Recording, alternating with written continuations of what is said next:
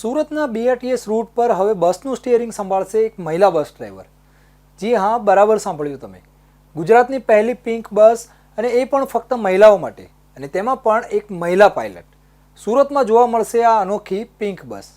સુરતના રસ્તા પર અત્યાર સુધી મહિલા પિંક ઓટો ચલાવતા જોવા મળી હતી, પરંતુ હવે સુરતના બીઆરટીએસના રૂટ પર એક મહિલા ડ્રાઈવર બસ દોડાવતી જોવા મળશે. મહિલાઓ માટેની પિંક બસ માટે પાયલોટ પ્રોજેક્ટમાં સરથાણા નેચર પાર્કથી ઓએનજીસીના રૂટ પર પહેલી બસ દોડી હતી, પરંતુ આ બસ મહિલા ચાલક શોધવા માટે પાલિકાએ 20 મહિના મહેનત કરવી પડી હતી.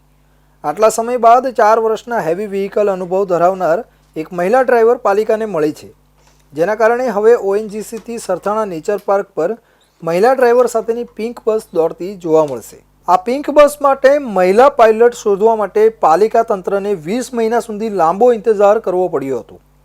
20 મહિનાની શોધખોળને બાદ અંતે ઇન્દોરમાં રહેતી અને બસ ચાલક તરીકે ફરજ બજાવતી મહિલાની નિમણૂક કરવામાં આવી છે. નિશા શર્મા સુરતની પ્રથમ મહિલા બીઆરટીએસ ડ્રાઈવર બની. નિશા શર્માએ વર્ષ 2021માં હેવી વ્હીકલ લાયસન્સ મેળવ્યું હતું.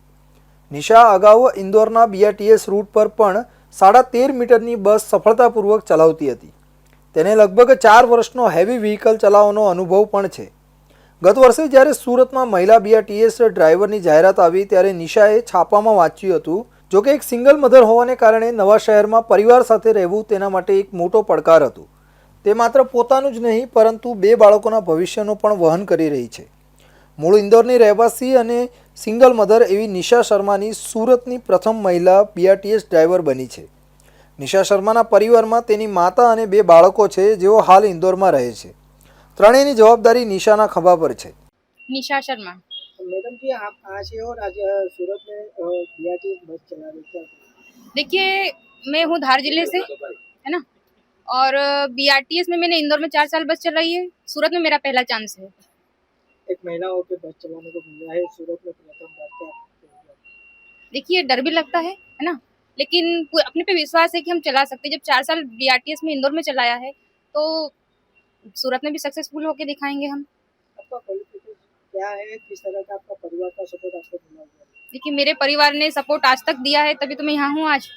अगर परिवार का सपोर्ट नहीं होता तो आज यहाँ नहीं होती। क्या कहोगे, आगे महिलाओं अभी परिस्थिति आगे बढ़ रही है, किस तरह का?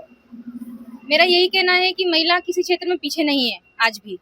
बस उसमें विश्वास करना सीखिए तो वो सक्सेसफुल जरूर होगी। कितनी खुशी हो रही है आज बस चला? हाँ, खुशी तो हो रही है, बाकी डर भी लगता है एक चीज से कि इतनी भीड़ के बीच में आज मैं पहली बार खड़ी हूँ। सूरत के सड़कों पे पहली बार बस चला रही है। आज सूरत इतना कठिन नहीं लग रहा है, बाकी 2-3 जगह ऐसा लगा है ट्रैफिक के मामले में। बाकी तो इंदौर इससे भी ज्यादा खतरनाक है ट्रैफिक के मामले में। तो वहाँ पर भी सक्सेसफुल हुए तो कोशिश करेंगे कि यहाँ पर भी सक्सेसफुल रहे। महिलाओं को क्या सपोर्ट देना चाहते हैं? मैं सबसे यही कहना चाहूँगी कि इरादे अगर अटल रहेंगे तो आप सब चुनौतियों को पार करके आगे निकलेंगे। और मैं सूरत वासियों को यही सहयोग चाहूँगी कि कोई भी महिला अगर आगे बढ़े तो उसका सपोर्ट पूरा करना चाहिए।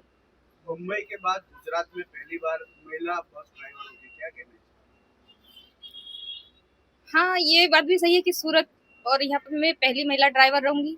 मेरे लिए भी एक चुनौती है अभी फिलहाल तो, कि मैं सक्सेसफुल होती हूँ कि नहीं, आगे वक्त बताएगा। હાલમાં તેઓ ₹22,000ની સેલેરી પર ઇન્દોર છોડીને સુરત આવી છે. જોકે તંત્ર તરફથી આવનારા દિવસોમાં સેલેરી વધારવાની સંભાવના વ્યક્ત કરવામાં આવી છે. તંત્ર માત્ર પિંક બસ જ નહીં પરંતુ સામાન્ય બીઆરટીએસ બસ પણ મહિલા ડ્રાઈવરો ચલાવે એ માટે તૈયાર છે.